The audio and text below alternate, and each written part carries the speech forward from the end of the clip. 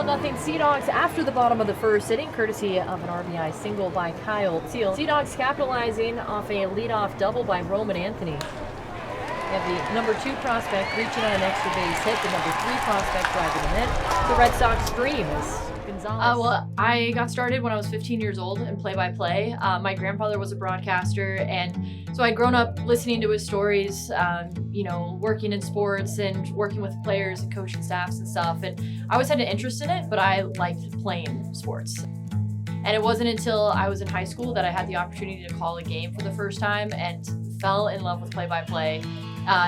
Being on your feet, analyzing what was going on in front of you at the drop of the hat. You never know what's going to happen. I knew that's what I wanted to do with my career. Wrapped up high school, I went to the University of Missouri, and then from there worked in Alaska for a summer collegiate team, and then went to Oregon, Minnesota, Lexington, Kentucky, and then now here to Portland, Maine. I had always known about the Sea Dogs working in minor league baseball prior.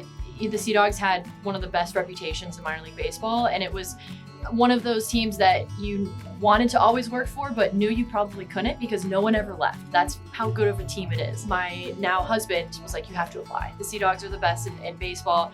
You have to at least apply. They actually flew me up here to Portland in February of 2020. Fell in love with the city, had lobster for the first time, and I was like, I'm hooked. And I immediately accepted the job. I couldn't say no. With play-by-play specifically. First pitch swinging. This one is crushed high and deep into right field. Kiss it goodbye, it's gone! Out of Dunkin' Donuts Park. I love how you have to prepare. A 2-run bomb for Tristan Casas. Portland takes the 3-2 lead in the third. I mean, you have to do hours and hours of prep work to be basically ready for anything. Holy cow, does Casas love Hartford? Nothing is routine in this industry and in this game, and that is what I loved. And I loved, history and research and stuff. So it marries both of those things of having to think on your feet and be prepared for anything, but also knowing, oh, I have a lot to fall back on because I do so much prep work as well. The 1-1. Swing and a bouncing ball back up the middle. Ferguson has it, rolls it to second for one, on the first. What an incredible double play. There's so much more to our job as a broadcaster besides the broadcast. The music starts playing, we have some players out on the field warming up. We open up the windows of the booth and everyone starts to slowly come in and it starts to feel like a game. That, day 14, you're like, okay, no, this is great. This is a really nice way to kind of end the homestand, and you see the fans having fun with Slugger and with the players. It's all worth it. It's great.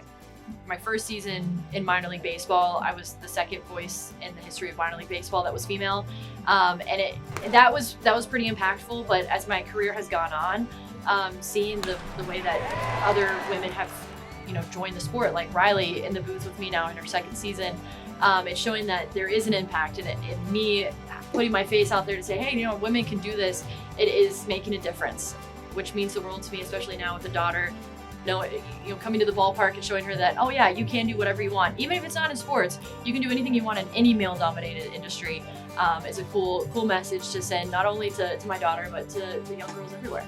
In 10 years, I would love to not be the story anymore. I would love to just be able to go to the ballpark and say, oh, the broadcaster is here, and it's not a big thing. There's Riley and I, who are the only female booth in baseball, and in total there's 3 female broadcasters in minor league baseball right now. So if those numbers can grow and we can get to the point where this is no longer a story to talk about, I would be very happy.